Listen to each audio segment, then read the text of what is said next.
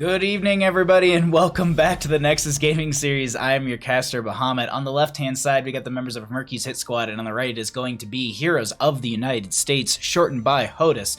This is, as I said, a Division B East matchup for the Nexus Gaming Series, and that's going to be a best of 3. And if you're sitting at home, as we got into this, and you're like, but Bahamut, why are we on Tomb of Spider Queen?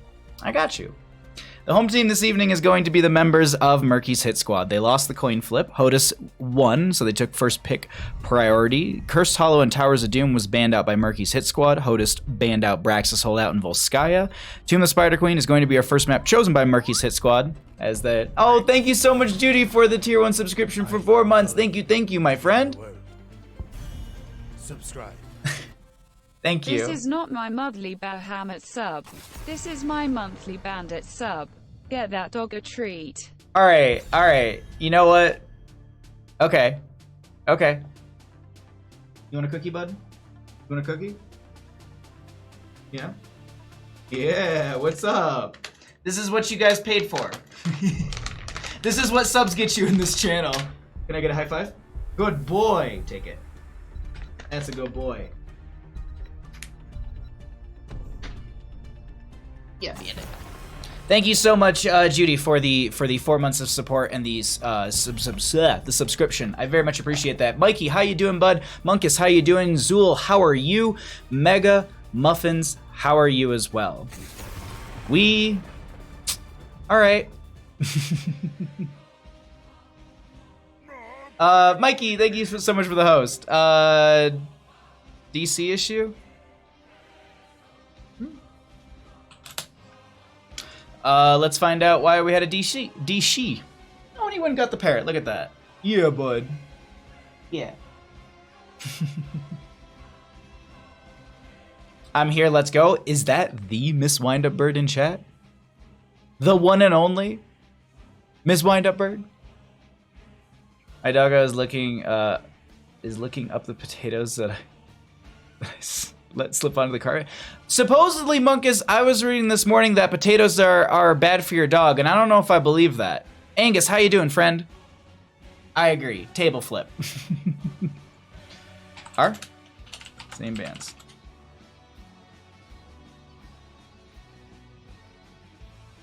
All right, we're just gonna ask for an R from them. We're gonna get going here. Alrighty, everybody. We'll be able to transition into this. Oh, he's just destroying that. Thank you so much once again, Judy, for the subscription. Thank you so much, my friend. All right, we got a draft. We're just gonna go straight into this. Did Bishop missed already DC before the game started? Angus, thank you so much for the host as well. Thanks for bringing the attention towards the channel as we push towards partner. Thank you, my friend. We're very, very close. I actually can't apply until the 27th again, so I just have to get my stats back up. So hopefully on the 27th, I'll have my path to partner still there, and we can go and try that again. Bandit loves the parrot. Seriously, he does. That was what I got him for his birthday this year. I got him that parrot as well as a gigantic bone, and then it was just those gigantic rawhides, or not the rawhides, but it's like the no hide. There's a new brand out there that's like, it's because the rawhides that you typically get, the white ones, they're just like mushed.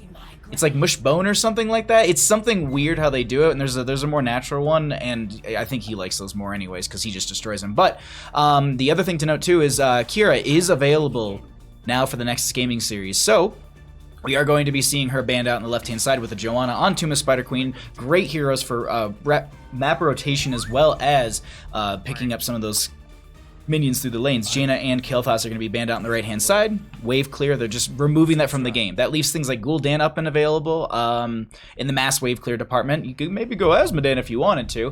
Odavar, thank you so much for the 2 months of support. Thank you for using your Twitch Prime here for 2 months straight. Thank you. There's the early, like that Gul'dan makes sense. Like they are really because HOTUS is prioritizing the wave clear. Now, you could pick up something like a Zool. Zool's great in wave clear here. I've seen a lot of teams run that one. I'm a fan of knives. I think she said dogs are more likely to have a meat allergy than a starch allergy. Yeah, I was skimming through it and I was like, potatoes, really? And I was like, well, I don't really feed Bandit potatoes that often, so I'm not too worried about it. I think it was mostly like the skin Q's ban rate is 100%. Kira's still undefeated in that GS. That's true. It is true in a sense. Alrighty, so we did have that Diablo banned out because they don't want to deal with the dive from Diablo. They do need that main tank role on the side of HOTUS, and they've got a great assassin, a really great wave clear, and also strong heals in the rotations. Zul's Zul is what I was thinking a team might take for wave clear, but that Malthael will be banned out, looking like they don't Cho'Gall this. There's no way they Cho'Gall this, because then who's in the solo lane? Unless you just Cho'Gall solo, and I don't know. Or you go into like the old way of doing Tomb of Spider Queen, which was top to bottom rotations, all 3 lanes as a 5-stack. That was something like back when I played in Chair League. So that was like when this game came out, essentially, or the first year of this game. That was the rotations for Tomb of Spider Queen, at least that in that competitive department. But Mephisto and Rain are going to be popping up here. I really like that. Mephisto has a lot of great aggression, also pairs into the ETC really, really well. The Endurance of Hate is a great way to set up Mosh Pit or follow up the Mosh Pit for extra stuns on multiple players. Rainer Siege isn't really good with the Hyperion, or you could go for the Raider just for that extra damage over time. Or I guess sustained damage is a better way to put that. Yo, Camo Tripson, how you doing, bud? Thanks for coming by. Thanks for casting, dude. You put a ton of hard work into NGS and it's appreciated. Well, thanks for coming by and watching the games. Thanks for being a great audience. Like, I do this because you all come here and you cheer on these teams, and that's the most exciting thing for me. Like, I don't do this for money. I do this because it makes me happy, and 2, a lot of you get to see some great games, and I value the level of production that I can give you. So thank you so much for your support, seriously. Since we're kind of like, I don't need to make any more upgrades, we recently got a new key light because of all of the donations and subscriptions. I've gotten 6 months of Bark Box for Bandit at this point, because I was just like, I don't know what else I can bring to the stream, so let's just get Bandit stuff. So we're going to get 6 months of that, and we're going to have Bark Boxes once a month on stream. We'll do an opening. I know there's one that got shipped. Yo, Fishy, how you doing? Sorry, I didn't really catch the last bit of this draft, but Blaze and Onubrak will be picked up for the members of Heroes in the United States. I really do like the Onubrak dive with the Maiev, really pairs in well. Blaze to follow up with a stun with the Jet Propulsion. But on the opposing side, Leoric is another great setup for mosh pits, as I already noted. Mephisto is a strong component of that, and I think the Leoric is going to be adding a ton into that. I'm really liking this so far, how these two teams are playing it, and he is just picking it apart. I'm sorry, I'm watching OBS at this point, just looking at my dog. I can't decide between Maiev and Mephisto. I think that is going to be the outlier a little bit. Yeah, you know, the Gul'dans as well. I guess it'll depend on whether they can they go the correct build. That's fair. Bandit, do you have any last minute analysis before we get into game? Couldn't have said it better myself. On the left-hand side, we got the members of Murky's Hit Squad. We've got Sealy Man going to be on the Rainer. Poke Flute, I think I have that right, is going to be on that Ana. Chess Clue is going to be on the ETC. Bishop Mist will be on that Mephisto. And Ikib, which I got correct because I said EKB, Ikib is going to be on the Leoric. On the right-hand side, we've got the members of Heroes of the United States. Jub's going to be on that Dancing Deckard Cain. Blaze will be on the Maiev. Clyde is going to be on the... Oh, we'll see if we get a pause here. Clyde will be on the Gul'dan. Waterboy is going to be on that Blaze, and Watson will be on the Anubarak. Let's go ahead and get into this. They're not going to... Oops, I didn't hit buttons in the right order. There we go.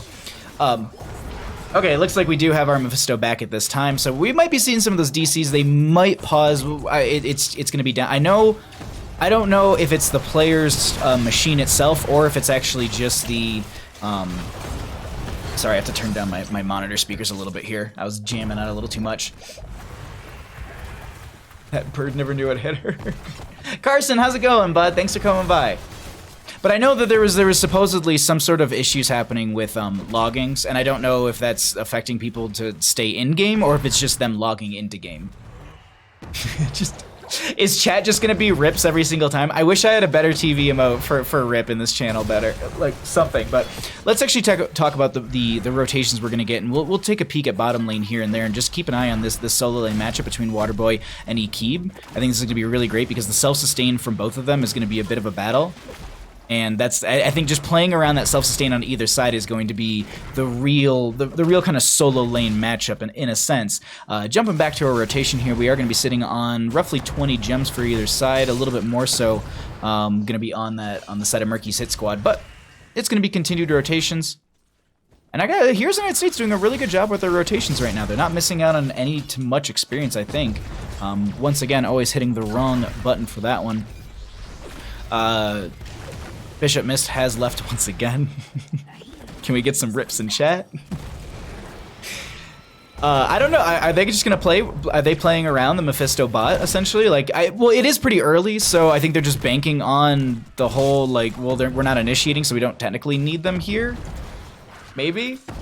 His internet is made out of shoestrings and bird turds. Oh my god. That would explain it. Okay. Don't do this again. Liark is going to be able to get the Wraithwalk out of here as Blaze did come down on that Maiev to get the push up. Blaze helping Blaze. Blaze helping Waterboy. Ooh, does Chest Clue get caught out? No. Let's actually jump over to some vision and check out what it looks like for Heroes of the United States as they make these rotations and as they continue to soak up this experience as well as these gems, pushing for that first turn in right there. And because this is just this is a very important thing in my mind to highlight, because we don't get to often see exactly how they're making decisions. Like, we as the viewers right now, like, we know exactly where everyone is, we know where camps, you know, roughly what timings are, because we can easily check. So can they. But my main point is going to just be positioning, what they're doing, where they're going, more so what camps they could be on, and also if they're going for turn-ins. Because we're getting closer and closer to first turn, and it's not going to be something that just drastically changes the momentum or really gives it over to one team easily, but it still is going to be that great first siege. And if you can find a couple kills and you can make that momentum really work in your favor, you can definitely take down a front gate, if maybe even into that fort a little bit. It just depends on what kind of kills you get. The death timers are so small at this point, as well as the rotations into lanes, since it's such a tiny map. So it's going to be an easier way just to get back in there, poke at them, and deny them any further push up beyond the front gate, typically. We'll see though. 6 to 6 in our levels. We do have turn-in possibility for the members of HOTUS. Let's actually jump through some of the other numbers really quickly as well, get an idea of what those look like. Because it's just going to be one of those things where we want to be able to see what the damage numbers look like now, and we can check those out a little bit later. But first, Web Weavers are going to be descending at this time in favor for the members of Heroes of the United States. Can Murky Hit Squad deny them? Ooh, Watson trying to go in right there. That's going to be the Emerald Bind pulling Chest Clue in.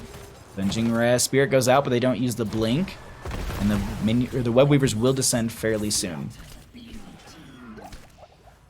Yo, Porky, what's up, bud? Thanks for coming by. How you doing, friend? I hope you're having a wonderful night. And I'm getting okay, sorry, I got messages in Discord and I was like, okay, I can check that later, it's not that important.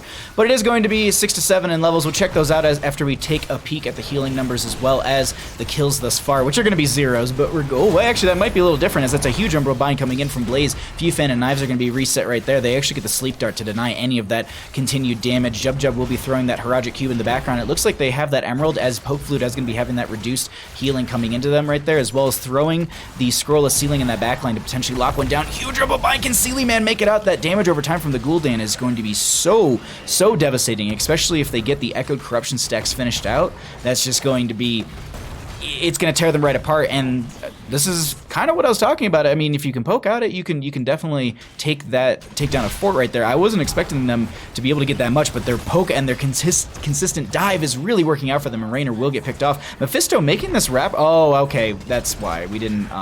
It's Mephisto. That's why. Power slide from the ETC to get through here, and they're going to be able to get to the other side. Bishop missed. They're not caught. I told the teams too. Like, you can. Like, I didn't say like, oh, don't pause or anything. Like, they're more. I even told them, I was like, this is the hotkey if you need it.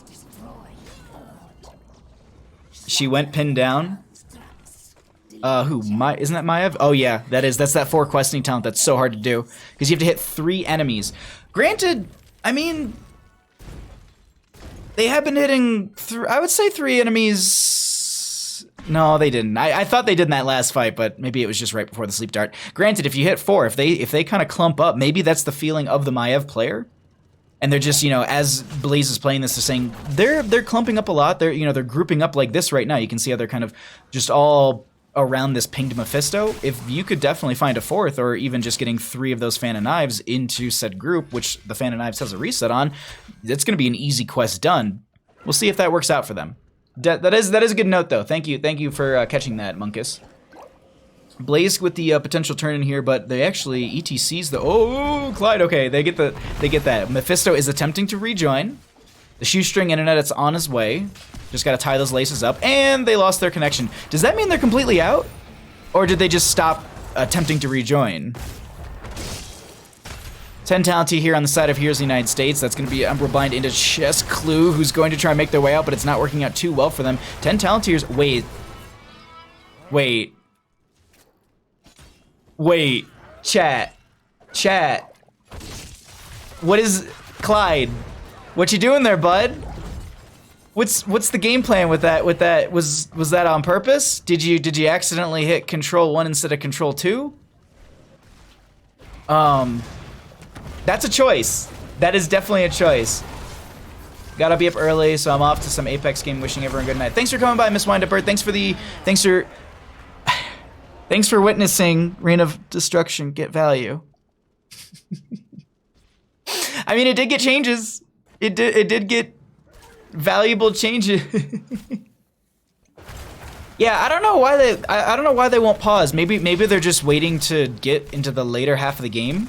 But this also is like a bot Mephisto, I think, choosing majority of the talents here. They did go into Unyielding Power, but that's going to be difficult for a bot to do a questing skill shot based talent. And it's also, it doesn't show. I was wondering if it showed, I think they just give you the highest rate of bot. I don't think they give you like recruit or something. He's just trying to even the playing field. Inflating Reign of Memes win rate. Yeah, exactly. Exactly. Dive in from the Anubrak right there, trying to deny them going in for the turn-in, but they will manage to, actually, no, they don't manage to get it just below us. They had the turn-in. I was looking at chat for way too long, and I didn't notice the ETC also picking up stage dive. Okay. So we've got Nano Boost on a Mephisto who's a bot, which makes me nervous. Oh, so that made me, that's 40 gems. They need to deny this kill. And Leorc just used Wraithwalk, but they're not stopped, so they get the cooldown reduction. No, it doesn't look like it. This is gonna be 40 gems gonna be falling on the Leorc, and they try and pull them away. Ooh, that's going to be a nice Warden's Cage. Unfortunately, it actually doesn't pull in Sealy Man, who just plays around the edge of this, putting that pepper in. That's going to be the bottom lane. Fort falling right there. As the Rain of Destruction comes out, that's going to be the follow-up from Watson. A lot of great play from the Sanubrak so far. That's going to be this Durance of Hate coming out, but I think it was actually interrupted from the Umbral Bind, and Mephisto's going to get picked off right there. They also find themselves a Rainer from that big purple wave from the Webweaver. Watson will get entombed. There's going to be a bunker on the other side that they just jump into for a second right there as they continue to siege in through this bottom lane, top lane. We haven't even talked about that, nor did we mention the fact that mid lane is getting pushed in. This is a very, very strong game coming out from Here's the United States at the start of our series. I just looked up and my mouth like stopped moving for a second because I realized we're not even 10 minutes in. Here's the United States trying to speed run Tomb of the Spider Queen, probably one of the most difficult maps to kind of do it fast because of just how quickly or how short the lanes can be, as well as just how much push power you kind of need to bring the game to an end. But that doesn't seem like it's going to be an issue for HOTUS right now, as they do have that web wrap onto the ETC. That's going to be, the dive was a little bit early. Can ETC get a power slide out? That's going to be the knockback. They're looking for Blaze. They do drop a few gems. Can they find someone else? That's going to be the stay while and listen from Jub, who is, oh my god, this damage onto Sealy Man. Slow from the Blaze. This core is doing as much as it can. No, oh my god, they get the toe, and then Gul'dan steps forward. They get the kill right there. Sleep Dart out from Ana. This is the core starting to fall in its shielding. Hasn't lost any health just yet. There's going to be the first tick, and now are they able to turn this around? Not even try, are they just able to? Stage dive from the ETC. Glide separated from the team a little bit here, but they start to step back onto this power slide from the ETC again, just trying to control this a little bit here. Core is falling a little bit to the Siege Giants, but it was nice that the minion wave got retargeted by all of the units and waves, so they didn't have to lose consistent health. Only going to be losing 22% for now. Whew. Lael, thanks for coming by. I hope you're having a great night, my friend. And I probably butchered your name. You have a bot. We'll take Rain of Destruction. Now it's even. No amount of pausing can save the potato connection. Oh, man. Could you just get like a second potato?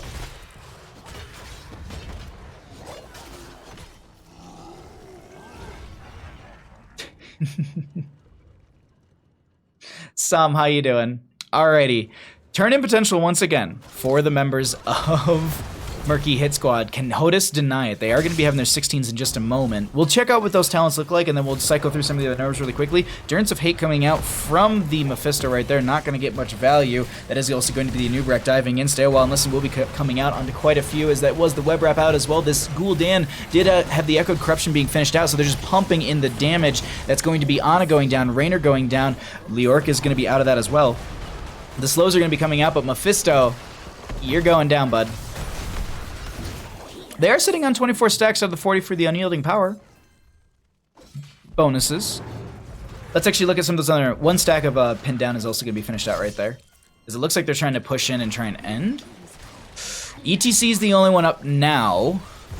I don't know. I think it's possible. I definitely think it's possible here. That's going to be the Entomb coming out from Leorc in the backline, who is going to be back up here. That's going to be Mephisto up in a second stage dive right to the center of all it. The core is falling rapidly. It looks like that is going to be game number 1 going over to the members of Here's the United States. GG. Well played.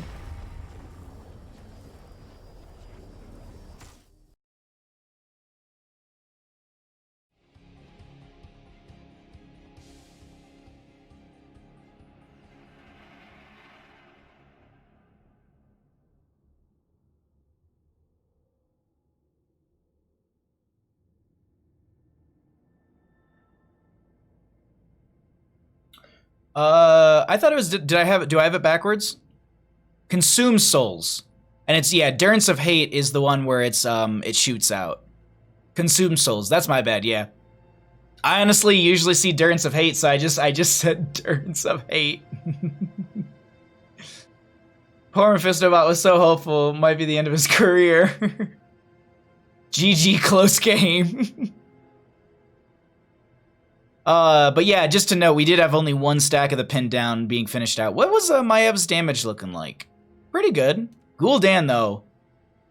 Gul'dan putting work, right, Bandit? What's up, you awkward pup? Why do you sit so weird? Here you go, bud.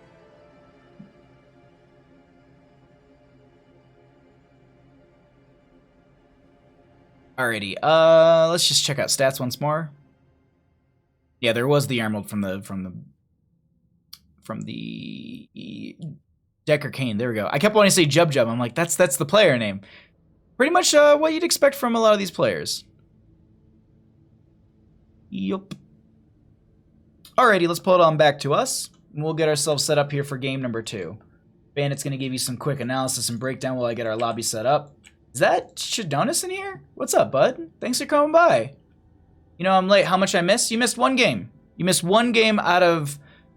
we have 2 best of 3s this evening. We got one that we have this one right now, the Division B East, and then at 7 o'clock in 1 hour, we are going to be having the members of Division D West, Luciology versus Clouded Minds. That is going to be Clouded Minds with the player known as Weenus, who takes the wrong Asmodean alts. I'm sorry, I've been meaning to message the teams, and I've just been chatting with you all. All right, where are we? Where are we with this? Where's the other captain? There you are. Map pick or first pick? Alrighty. I was also delaying a little bit to see if maybe they could get their Mephisto player back in. Bandit has a fantastic coat. Thank you. I actually give him, I usually like cook eggs. I usually like a big breakfast on Sundays. And then, so I'll give him like one of my egg yolks, because it's really, really good for his coat. Sorry, I was on the wrong day right there. Whoopsie. Okay.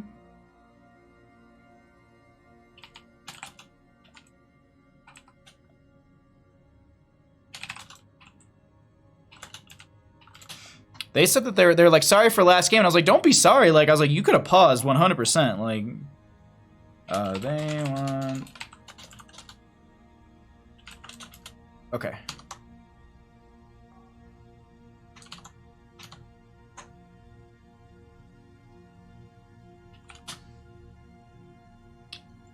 Okay, cool. So we're gonna find that out. Weenus, please. Yeah, yeah. Also, really quickly, I didn't catch this earlier. Nerd Shreds and Humility Brown, I think. Thank you for the follows. I appreciate that, friends. I'm glad you're enjoying the stream. Thank you, thank you, thank you. Okay. Let me update my background stuff, and then we're going to get going here into game number 2 of our first best of 3 of the evening. Once again, my name is Bahamut. If you haven't followed the stream already, please go ahead and do so. I do a lot of casting for Heroes of the Storm. I've actually been dipping my toes into Dota Underlords, and on Fridays I've been casting over on the Underlords Pro channel. They just had their first season. It was pretty fun to cast. It's been a fun, like, relaxing thing to do. Plus, it's just also fun to just, you know, break out and cast other games. Like, I got to cast a little bit of Apex before. I had so much fun with that. With the Heroes Hype stream team, we did like a Warcraft night, and Cat Peach and I did casting for that. Neither of us had any idea what we were doing. Like, excuse me. We looked up like rough compositions and like rough ideas and like play styles, and that's all we had. And then like that, we did that for like 3 hours, and like we finished, we were like, we could do that again. Like, that was super, super fun. So it's just always fun to kind of check out other games. And I played Underlords on my phone quite a bit after stream. So Shadonis, thank you so much for using your Twitch Prime over here for 2 months. Thank you, thank you, thank you, my friend. Twitch Prime FTW. Where'd my bandit bud go? Yo, Shadonis, thank you for the host as well. Where'd you go, bud? Is there a bear outside? Were you staring outside? Yeah, you probably were. I finished streaming on Friday after doing the Dota Underlord stream over there, and it was casting which Warcraft 3 or WoW? Warcraft 3. Warcraft 3. He'll take naps next to play his food. Just because it makes it easier for him. Oh, wait, hold on. I don't let my dog eat human food just because it makes it easier for him to never eat stuff. Yeah, exactly. Like, that's the thing, is like, I only give him some things. Like, if I make a steak or if I make mac and cheese or anything like that, like, he doesn't do anything. If I make like bacon, because I usually give him a slice of bacon, he'll sit by his food dish. Like, that's his begging. Like, Bandit's like, he doesn't come in the kitchen, he won't stand next to you, he won't get in your way, like, he'll just go and sit by his food dish. And like, that's his way of saying please.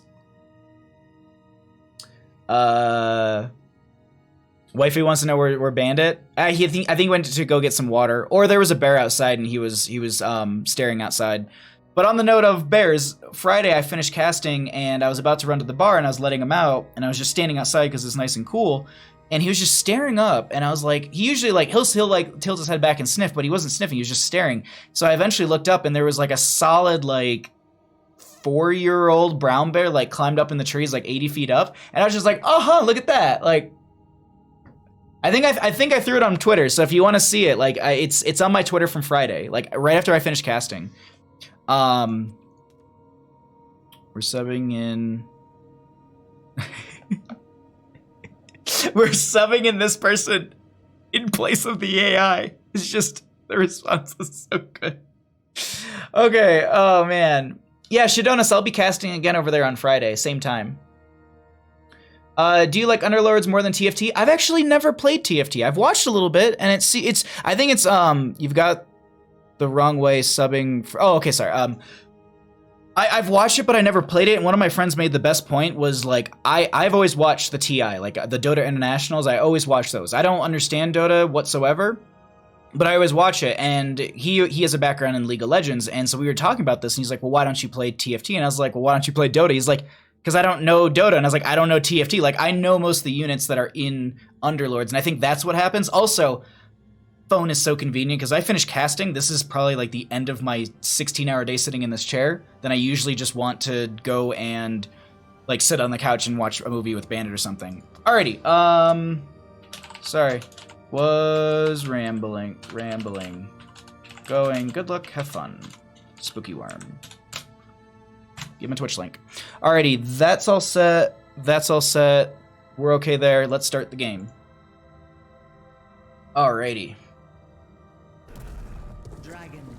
We got ourselves a game. Let's get into our second map here. We are going to be heading into Dragonshire. Thank you all so much for joining me this evening for our Division B East matchup between Murky Hit Squad versus Heroes of the United States. And if you're sitting at home and you're in like, wait, game 2? How do we get to Dragonshire? I got you. The home team this evening is going to be the members of Murky's Hit Squad. They lost the coin flip. Hodis opted for first pick in that first game. They banned out Braxis Holdout and Volskaya. Cursed Hollow and Towers of Doom were banned out by Murky's hit squad. They chose Tomb of Spider Queen as our first map, and they lost that. They opted for first pick for game number 2, so Dragonshire will be our second map chosen by the members of Heroes of the United States. Let's go ahead and get back into our draft, and let's find out what our bans look like. Bahamut, how did we get here? Crap, I was too... You tried to time it out with the 30 seconds. I appreciate that. Bear gets intimidated by his awesomeness. So a lot of the bears out here are pretty scared of anything and everything. Like if I were to, there was no joke one in my front yard one day and I couldn't see because I have a flag and it was in the way, and I closed my front door. And the sound of that like startled it, and it looked at me, and I looked at it, and then it just took off. And then I dipped into my garage because I have a door right next to my front door, and I was like, all right, cool, like I'm gonna sit here, and I started like honking my car horn, and then it scattered away, and I called my neighbor, and I was like, do you see it anymore? But yeah, it's how did we get here? The Bahamut GPS. Now arriving at Dragonshire. What if Bandit casts and Bahamut does analysis? Then there's no point in me even trying to go partner. It's just gonna be Bandit Gaming. We'll change the Twitch URL. We'll change all the assets, and it's just gonna be Bandit sitting here with the games going. I think people would actually watch that. With just it's a picture of my dog, or a live feed of my dog, no commentary. Well, I guess his commentary, and the camera moving around. Maybe one day. Maybe if I get a sore throat one day, I'll have Bandit take over. But we do have the Joanna Nubrak can be banned on the left-hand side. Makes sense. Watson on that Nubrak in the last game was really, really strong. Kira is going to be banned out on the right, as well as that ETC. They don't want to deal with the setup coming out from that left-hand side. Ana was the first pick over there, and I'd say they got a lot of good value with that in that first game, and I think they're going to be banking on it for game number 2 here as well. But Greymane Jaina, a really great duo at the start right now, going to be picked up by the members of Heroes of the United States. Kira maintaining the 100% win rate, I see. Has she won in like any other divisions yet? Because today's change that Murra skin, please. It's banned.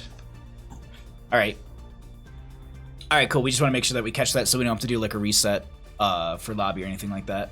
100% participation rate? I guess, yeah. Wait, I thought Bandit was casting in Bahamut's analysis was how it actually worked already. No Kira and NGS just yet. She just got legal, yeah. So we'll see at some point this week. We'll definitely see at some point this week. Maybe we'll see one of the Division D teams later on tonight take that risk. I don't know, like, I don't know if risk is the right word. Sorry, an eyelash fall right into my eye. Oh, that hurts so bad. Let's see here. We are going to be having a Maiev and a Malthael being banned out on the left and the right. We have this Ana, Zeratul, Muradin on this left-hand side. Sorry if it's grossing you up me touching my eye this much. And then we have this Greymane Jaina. So with the Greymane Jaina, they're going to want something else to dive in with that. I think the Diablo would work out pretty well here. They could just pick up like their support and solo lane right now. No, I think main tank, yeah. Because I was thinking, well, they don't know what they're going to be going into, and kind of having that flexibility in the solo lane I think is strong. So Tyrande with the Garrosh is going to be a great duo right there. You're going to have the Jaina and the Greymane with the extra damage and the dive. You're going to be you'll have Tyrande buffing out that damage with the Huntress Mark. I like their setup so far, but Zeratul and Muradin can be a devastating duo right there. The other thing to note too is the nano boost onto a Zeratul. I no joke dealt with this not even an hour ago when I was playing in my last promotion game, or my last placement game. I got placed plat 4. That's the highest I've ever been in Here's the Storm. I'm pretty proud of that. I'm really, really proud of that. Gul'dan and Leoric, though, will be the last two on the left-hand side. That's a lot of damage. I'm a little worried about that for Here's the United States, in the sense that that could be enough to really, really push them over the edge. Tyrande plus Gary is rough. Mm-hmm. You like it? Yes. Okay, Som, I agree. There are like 3 different Murky-based teams in the Nexus Gaming Series, like, league, and none of them play Murky. Like, Church of Murky, they don't play it. So far, Murky Hit Squad, they don't play it. There's also, oh my god, there's another Murky base team that I'm forgetting, they don't play it either. I've casted all of them because I was just like, all right, we're gonna get some Murky games tonight. Nah. Zeratul sighting? Yeah.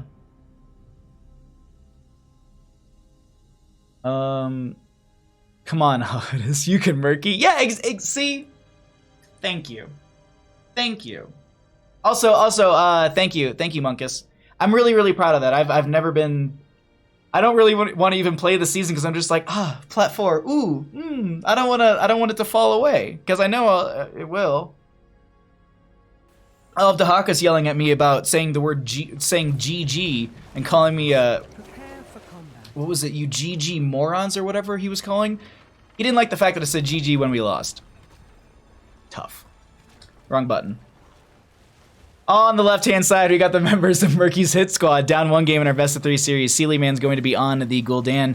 Chess Clue will be on the Muradin. Poke Flute will be on the Ana. We'll have Key to You on the Leoric. And Ekeb, there we go, is going to be on the Zeratul. On the right-hand side, up 1 game in our best of 3 series, we have the members of Heroes of the United States. Clyde will be on that Dahaka. We're going to be having Jeb on the... GG's. On that Tyrande, Blaze will be on the Greymane, Watson will be on the Garrosh, and Waterboy going to be on the Jaina, already putting in the damage into Chess Clue right there, who doesn't land the Stormbolt, but that's still going to be key, getting a lot of great damage and setting themselves up to kind of answer that initial setup. Keeb is just going to be sitting in this bush over here as well. Let's actually get our vision controller set up because we have the Zeratul in game. I want to keep an eye on who doesn't have questing talents at 1. There we go.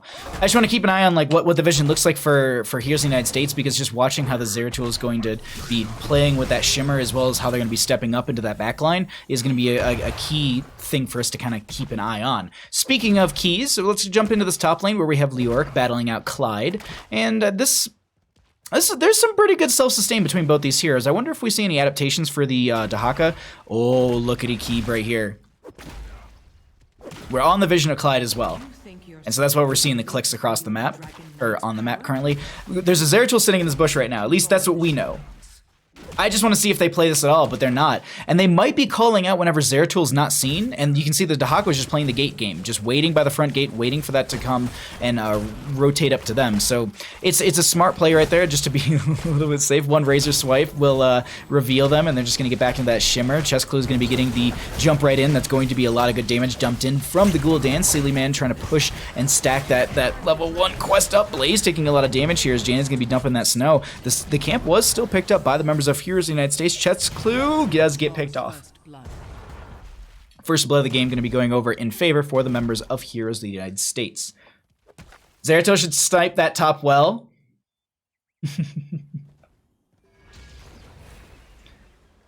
That looks really cool cloaked. Oh, this one? Oh, the crab looks really cool.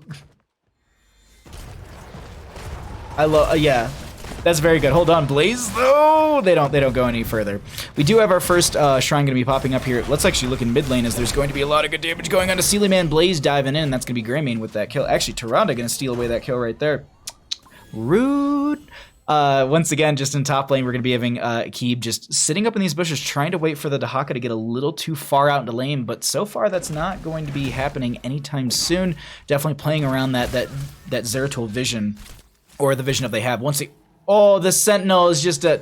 Oh, they managed. Okay, they managed to jump up onto the point. I was like, that Sentinel, that would have definitely stopped them. But they actually did have their Dahaka in top lane, and they could see that the Zeratul was over there grabbing the Dragonite, so they knew that they could step up onto that top point and they wouldn't be answered right there. Speaking of being answered, this is going to be the potential for another Dragonite, but they turn over bottom lane really quickly on the side of Heroes of the United States before they can pick up that Dragonite. Because yeah, the Gul'dan might have been able to rotate in between all the rotations they were making right there. No, they don't step forward onto them. I'm skimming through talents here as well, trying to see if there's anything out of the ordinary. But the one thing to note is we are going to be having some questing talents here. Jaina does have that level 1 Fingers of Oh, hold on. Chess Clue is going to be taking a lot of damage as they got caught out in this bush right there by Watson. And they're still playing around. They're just soaking up a lot of damage. Interesting play right there coming out from them. Oh, hold on. I see the Zeratul maneuvering up here, and oh, that's going to be the burrow. They pop the essence as well. These body block. If they can get a dark swarm, it won't matter. There you go. Because once you have the dark swarm, that is something to know. Do you have a tongue drag, Clyde? No. The one thing to know is that dark swarm, the giant kind of circle that you see float around them, or I guess ring is a better word, the ring that you see float around them, that allows the Dahaka to actually pass through enemy members as well when it is triggered. So it's a good thing. You can walk into the back line of a team when you pop that, and then get the tongue drag onto someone in the lower health pool range, or someone who's a little bit more explodey is a good word to describe it. Like a Zeratul, for example. If you can burst them down, that's a great target if you can get the tongue drag onto them, and you can CC train them with that follow-up from the Tyrande. Or what we often do see is we see these aggressive brush shocks where they go into they brush shock into where the support usually is hanging back. Like right now they would be trying to go into this back over here if they weren't fighting top lane with that Leoric. But you'd see the Dahaka brush shock back here, get the drag onto poke flutes, split them from the team. The fight starts to then back off, and then the friendly team starts to step forward, you know, kind of squeezing in between that Dahaka as well. Sleeped out onto Watson. I was like, what are you doing there, bud? He is getting so very low. I apologize for missing that battle right there, as we were just kind of giving that a little bit of a breakdown. Zeratul going to be up here. They do get they're trying to get some burst onto Clyde. They actually missed the singularity spike right there. They're going to hold this for now. Can Greymane find themselves? No, Blaze is there's too much poke right now. Or is there? Waterboy and Watson are going to be stepping up. Groundbreaker going to be going out right there. Zeratul's got the top lane and just stalls it out for now. Whew. You are totally going to say Dork Swarm? Mm-hmm. Definite Dork Swarm. Sometimes your mouth doesn't want to form the letters and the words that you need it to. Oh, hold on. That's going to be a lot of damage to the Gul'dan in mid lane as they do find that kill right there. Sentinel does go out as well. They don't catch the Zeratul with it. I thought they were just a second there. But it's going to be 8 to 9 in our levels. Let's actually cycle through some of the other numbers really quickly. We haven't had a chance to look at what those look like. We do have the potential for this Dragonite pickup, as that's 1 stun onto Ikib. Blaze rotating in as well. That Greymane should be able to poke at this. That is going to be Dahaka and the Leoric battling it out in top lane. There is going to be 10 talent here right around the corner. Is the self-sustain going to be enough? No, yeah, Clyde's backing out of here with their Dork Swarm. Didn't know about that about Dark Swarm? Yep, yeah, you can maneuver through enemy heroes. We can actually we'll pull up the tooltip in just a second when we have a moment. Actually, we probably have this moment right now. So I think we're still on them, yeah. I'm just going to try and make sure I don't miss any of the kills. Speaking of missing kills, Clyde is going to be so very low, and they get picked off in this top lane. Meanwhile, in bottom lane, the taunt's going to be coming out of Murd and will be going down as well. All right, really quickly for everyone. Deal 70 damage every 0.5 seconds to nearby enemies for 0.3 seconds. While active, you are able to move through units. Can be cast during Dragon Burrow. There you go. The more you know. That's a big thing about Dahaka as well, being able to maneuver through units. It's not even just heroes, it's units. So I believe that's just anything in the game. Maybe vehicles might be the exception. They might be a vehicle, not a unit. Overall, we got our 10s here for both sides. There could be some anti-synergy coming out with that Horrify as well as the Void Prison. We'll see what ends up. I think if anything, it's going to be Horrify after the Void Prison potentially. Maybe to split them and they can burst them down. I don't know. We'll see how that works out, but there might be a little anti-synergy with that. Overall, though, nothing crazy out of the ordinary. We do have the Water Elemental for the Jaina, no Ring of Frost from her. There's not a ton to really pair into that, and I think the Water Elemental increased damage as well as Wintermute at 20, if it does go that far, is a great pickup as well. On top of it, being able to cast those basic abilities at what I believe are just level 20. Ooh, scaling as Key is able to survive through all of that. That leech was so perfect onto them. Spectral Leech, there we go. I couldn't think of the word. And do they have... No, Greymane's got top lane. They don't have they don't have Dragonite potential on either side just yet. No, he can move through vehicles. Oh, he can? Okay. Thank you. I wasn't sure, because I wasn't sure if the vehicle would count. We'll see. Maybe they have to use it through the Dragonite. But wow, that Warlord's challenge plus the follow-up from Hodis afterwards. That Murden was just like, oh, okay, I'll be able to pop Avatar. Oh my god. That did not go over well for them right there. Key gonna get pushed in a little bit in top lane. Clyde very far forward. They do have this mage, which is gonna be bringing that spell armor. You can see now that they leave that circle, they don't have that anymore. But they did see the shimmer come right by, and they want to try and pick up this Dragonite. You do see that there is the Garrosh going into bottom lane, but it's not worth fighting into the Zeratul over. So they're just gonna back off and wait for a little bit, make sure that their cooldowns are reset, so they can have that Dork Swarm ready to go.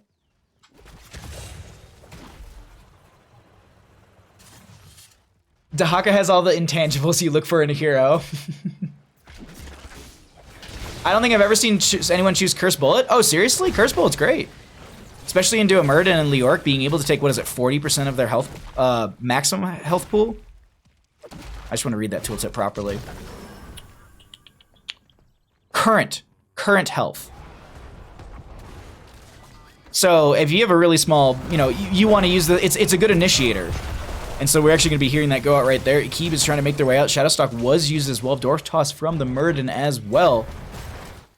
Just going to get a Dork Toss from him. That is going to be the Clyde in this top lane. Leoric is going to be rotating up. They're going to back off, and they do have the potential for a Dragonite. Zeratul will hang out here in this midsection. Watson does step forward. They don't see the Shimmer, because when a stealth unit stands still, they actually, if they stand still long and, oh, the Singularity Spike didn't explode quick enough. Either way. Or did it not? Did it not connect? Because there is that initial damage from it. It must have been like a perfect frame or something. So, someone in chat will see it. Of their current health pool, yes. Both Greymane's Heroics are completely viable. They serve completely different purposes. Radically Dreaming, I agree very much. Ziltoid, how you doing, bud? Thanks for coming by. Vehicles is a subcategory of unit. Thank you. Thank you. I wasn't sure. In my opinion, Curse Bullet is sometimes better than in coordinated play, while Go for the Throat is usually better in uncoordinated play. I can see that. I mean, I've seen both in coordinated, uncoordinated. I've seen both talents on either side. So I think it really just comes down to the composition, and that's going to be a out of the fray right there onto Waterboy. The VP goes out into 2. Akib is trying to find their way into this. Waterboy is just like, I'm just going to walk into the VP so I don't take any more damage. Dahaka with the brush shock right now. Tongue drag onto the Murden. Horrify does come out, and that will be Jaina finally going down. Jub so very low as well. Does get picked off. That's going to be the Zeratul getting traded out in the backline. Chest Clue does get the Dwarf Toss out, but they've mitigated a lot of this Dragonite. So much of this Dragonite was spent fighting in mid lane and actually losing a couple members of the friendly team. Overall, this is a pretty big pickup, or I guess a deny from the members of Murky Hit Squad. Scar, I'm just really confused as to the reason for the isolation that was thrown out. It's not the longest cooldown, but it was just, that's a choice. Choice right there.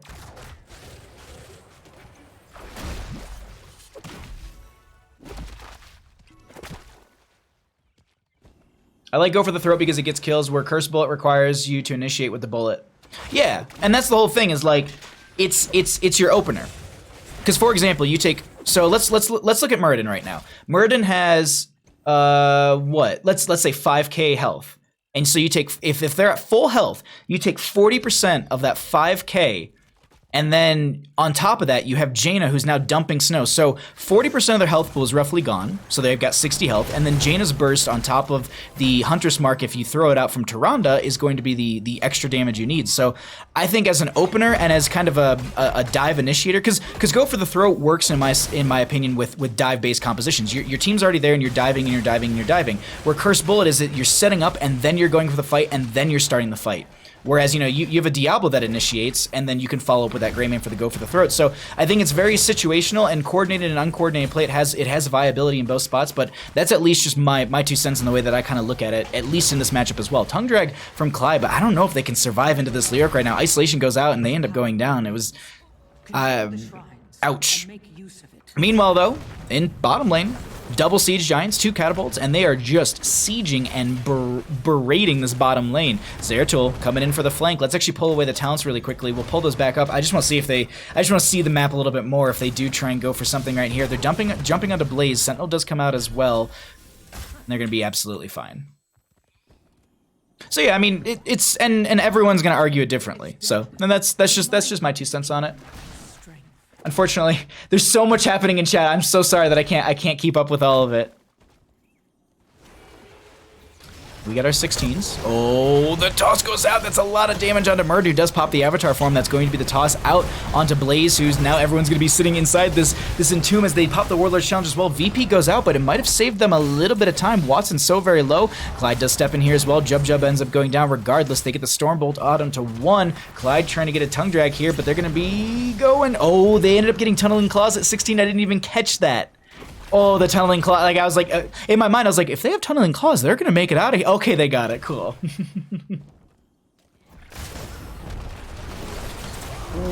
Watson. Is there the burst from Akib? Oh, no, they needed the auto. There's the auto. That's the auto that Garrosh actually, you saw them double back for a second. That was what they needed. They wanted to get that W off really quickly, that Bloodthirst.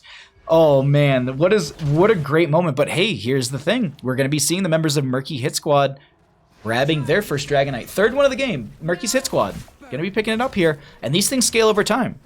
So 14 minutes in the game, this thing is going to hit hard. And they're going to start out in mid lane. I would expect them to maybe rotate into bottom right after this. This shouldn't be a it shouldn't take them long to burn this down. The Dragonite's going to be sitting pretty healthy, probably above that 50%, excuse me, 60%, as it is going to be actually 73. Either way, fight between Key and Clyde, that seems to be going good. When it's just this 1v1, seems like Clyde has the Leoric's number, but that's not the case in this bottom lane, as it's 18 to 18 in levels. Dragonite going to be sieging in down here. Zeratul is in said Dragonite, so when they drop out, they can drop a VP if they want to try and set up something from there. But more or less, I think this is just them trying to siege and open up the map and even out the map as well. Currently, if they can get this bottom lane fourth out, at least keep the structures even so that you're going to have the periodic catapults crashing together. Look at Leoric for a flank right now. They're right above us right now. Huge burst onto the Muradin, and that's what they needed on the side of Heroes of the United States, just to turn this whole engagement around. Tongue Drag comes out from Clyde, but it doesn't connect. Watson so very low, needs to back out of there, needs to get some healing from the Toronto, who's just currently autoing into the minion wave to try and keep that healing going. Sentinel out as well. They get the connection on the Sealy Man, who's going to be slowed down, but they get the heal out from the Ana as well. Continuing to push in this bottom lane is a little, in my opinion, a little overextendy. I know that they do have the Muradin down on the opposing side, but there's no wave to be coming in here. The minion wave is going to be pushed back pretty far already, so they will be able to grab these Siege Giants and push that up through the lane. Woo! And Dahaka goes, grabs some more essence, make sure that mid doesn't get pushed out too hard. Gonna pull this right over towards the front gate. It will do some damage, but the intention is to get it by the tower, so it just burns it down a little bit faster.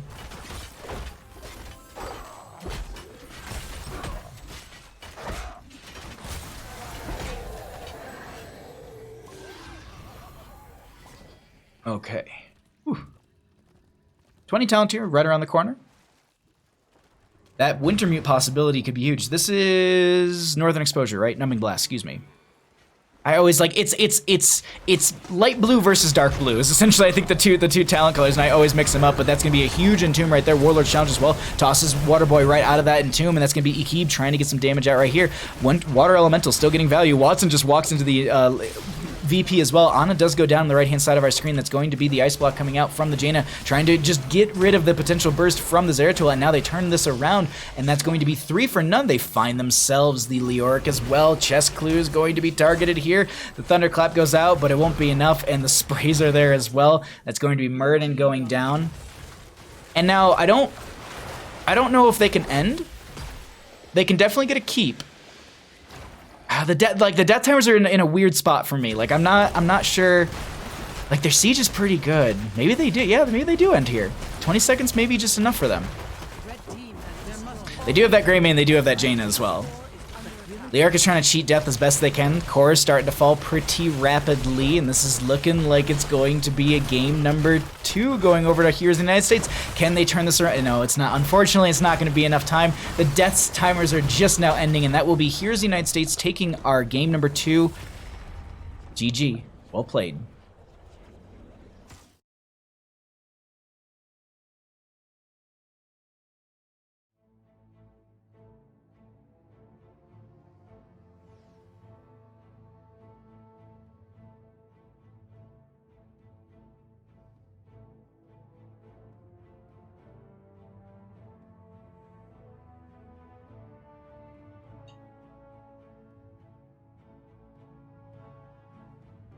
What a great series.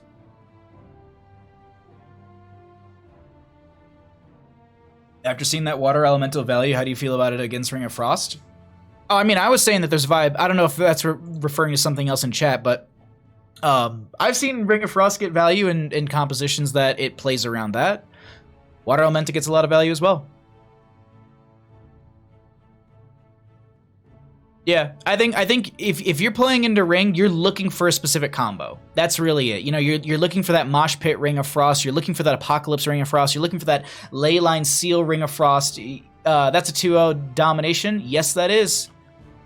We do have another game coming up in 29 minutes, so do not fret, do not fear. We'll get more Here's the Storm in front of your faces. If anyone has a replay that they know is less than 15 minutes and they'd like to send it, please go ahead, by all means, pop it into my Discord. I have a channel called Replay Requests, and that's a great place for you to... Oh wait, no. Do I have? I actually have a train wreck one from Kaimo Tripson. I think we're gonna jump into that one really quickly. So I think he said it was like 15 minutes.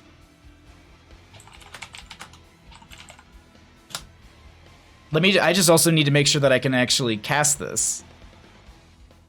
Is it? Oh no, it should be fine. All right. Well, do we have enough time? Because we also do have to. Well, we'll see. We'll see. We'll see how this all works out. But let's find out if we're gonna get an interview first. Does one player want to do interview? Alrighty. Whew. Is a hot one. Please report Grandmain for feeding. Grandmain didn't die once. neither did Garrosh. What do you mean? All right, we'll see if one player wants to do an interview. If we don't get an answer, then maybe we'll jump into that replay from Kaimo. Bandit, how do you feel after that best of 3 series? He went and got his fish too. He's tired. It's had a long day. Oh, okay. We're actually going to be joined. I didn't even see them jump into the room, but we're joined by Watson at this time. How you doing? Congratulations on your 2-0 victory. Thank you. Not doing bad. It was nice to get an early set in for once. There's an East Coast team that plays consistently at like 10 o'clock at night. I kind of can appreciate this game that ends by 9:30.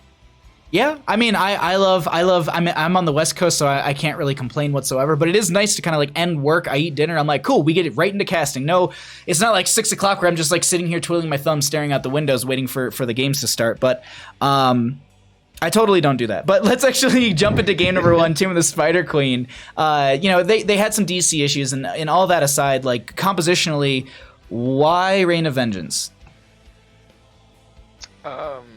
Or Reign of Destruction, excuse me. Right. So, yeah, you had to make me think twice. I was like, Reign of Vengeance, and I said it, and I was like, that's Vala. That's Vala Bahamut. The structure damage, we treat it like a Hyperion. Oh.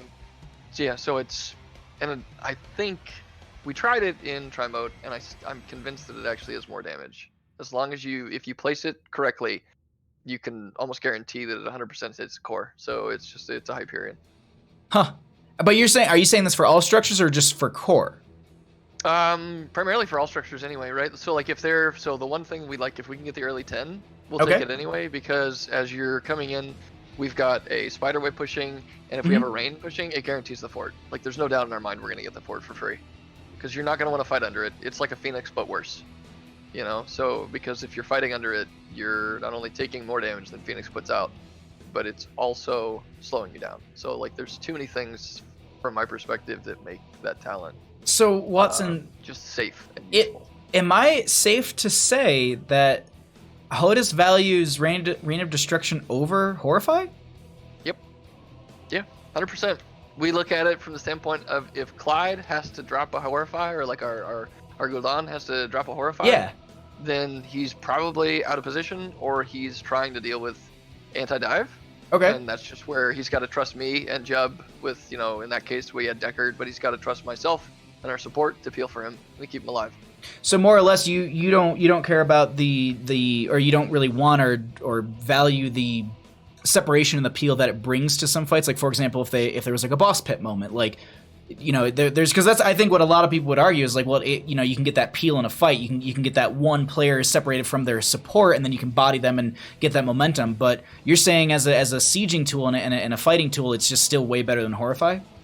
We like it better because it requires, and that's the other thing, right? It requires less coordination. So there's always that idea of keeping things simple. Fair. And for us, like it's so much easier just to rely on, even I always compare it back to Raynor, because they're the same kind of hero in the sense that stay back. If you stay back, cast your abilities, you're going to do a lot of damage. So just chill and wait.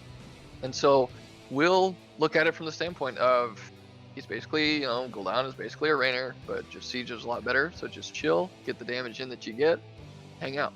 If we, and we don't need the boss to win Tomb of the Spider Queen. We need to get an early level. It shows. It shows when you almost take down the core at 9 minutes and 45 seconds. Because I like mid cast, I stopped mid sentence. I was like, it's not even 10 minutes into the game. Like, Yeah, and it's just that it's that pushing power, right? So you're Yeah. able to keep pushing, keep rotating. We had the Maiev as well, so like there is the opportunity for like Hell in a Cell where you can fear bomb, push them all in, and then bring them back together. I just the coordination it requires, and like I think I was talking about Raynor in that sense, is that Yeah. it's the same thing with his Banshee Queen or his Banshee rather. If you don't micro that Banshee, it doesn't matter like that all could be more viable or better than Hyperion in certain situations. If you can't micro it, it doesn't do anything for you. So in our case, if we're not confident we're going to land those value fear bombs, why take it? Let's take a talent that we know we will always get value out of every time we use it. That's true. I can't argue with that whatsoever, because that's actually a really good way to look at it. You're going to get a ton of value in that sense. Moving over to game 2 really quickly, we were looking at the Gray main, and we actually had this discussion a little bit in chat while the games were going on about Curse Bullet versus Go for the Throw, and as a team, like, it seemed like the Curse Bullet was a lot of setup, and then you had the follow up from the Jaina and all that. Can you talk about how your composition worked in this game number 2 a little bit? Can you talk about how your dive and your blow up, because it was fairly consistent. You'd hear the Curse Bullet and then you'd see someone go down. So you can talk about how your team kind of prioritizes that and plays around that wombo in a sense. So Ana on the other side, we can't really bank on sustaining through a fight. Mhm. If the Ana player is on point, she's going to very easily, heal somebody up much quicker than what we can deal damage.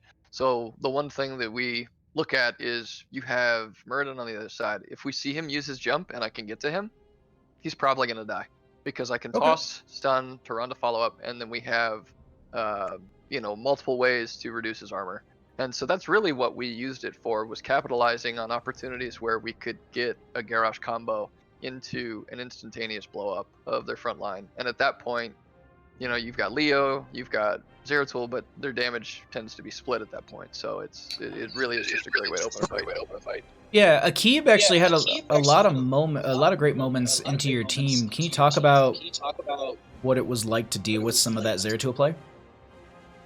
It actually, it created a number of problems for us. You could see it towards the mid game where he would get a good VP and we weren't able to recover. I'd misplay a taunt or wouldn't have, the toss combo on cooldown. And so that was one of the, the challenges dealing with it. So yeah, it's definitely well played from his side. It got value pushing back the Haka top a couple of times where we just had the Haka had to play a little safer because we knew Zeratul's rotating out. So it was definitely, well played for sure. No, that was I really, really enjoyed that as someone jumped into our lobby randomly. But I think it was a really great game that we got to witness right there, and it was so much fun. Any sort of we're getting into, what is this? This is week 6 or 7 of our 8 weeks. Do you know? 7, yeah. Or last week is next week. I was gonna say we're getting up there. Is there anything that you're kind of nervous about? As you progress. I've seen you in previous seasons of Nexus Gaming, and I know you're a very strong team in the Division B East. Is there anything you're worried about going to playoffs? Is there any sort of prep that you're getting ready to do? Playing a lot of Storm League. That's the one thing we've noticed is that we used to scrim a lot in previous seasons. That was kind of our way to get better because we felt like the meta was very defined in NGS. So scrims were always the better way to go. And now, because it's so random and what teams play is just, to me, it feels very random. Like, it's just kind of very much like Storm League. So that's what we're doing. We're playing a lot of Storm League, keeping our bank of games played up there so we don't end up with any of that rank decay nonsense. And that's where we're at. We're seeing a lot of challenging games in Storm League for us lately, so that's been nice. It's been a good way to prepare. Speaking of, really quickly, just tangent, just your 2 cents. How are you enjoying the new season? I just finished my placements right before stream, and I got plat 4, and I was like, well, that feels pretty good. And it hasn't been bad. I saw, we actually ran into Jayhow earlier today. Oh, really? Myself and played with him, and he was lamenting the fact that he felt like, here he is, Diamond 1, and he's placing with kind of this random hodgepodge of Diamond players in his game, and he can't believe it, and he's very upset about it. And I don't know, we felt kind of the opposite, where it feels like Hero League has felt for the last 2 seasons. It feels okay. Everybody's placements have felt pretty, consistent. The games, you got some blowouts, but otherwise, I mean, it's been all right. You're gonna get games when you're gonna get someone on a Smurf, and there's nothing you can do. It happens. It happened to me earlier. There was someone on a Zeratul. I was like, you're not a Plat 3 Zeratul. You're not. Yeah. I've seen Zeratuls of your caliber. You're master. You're on someone's account helping someone boost, but it happens. I mean, it's the nature of the game. I mean, you get it in any MOBA. My friends dragged me into League one night, and one of them he's been playing League for ages, and he's like, well, I gotta play a Smurf, otherwise you won't. Like, it's just gonna suck for you. And like mid-game, the enemy team was calling him out. So I was just like, yeah, it's everywhere. Like, you're never gonna get away from it. But yeah, there's good and bad games. But all that aside, before I let you go, I just want to give you a chance to throw out some shout-outs before we wrap up interview. Shout out to you for casting games. You always do a great job. Always enjoy rewatching your casts. Shout out to Twitch chat. Thank you guys for showing up. Keep supporting Bahamut. We gotta keep the dream alive. Mm-hmm. And really appreciate you casting. Keep doing it. Thank you. That's all I've got tonight.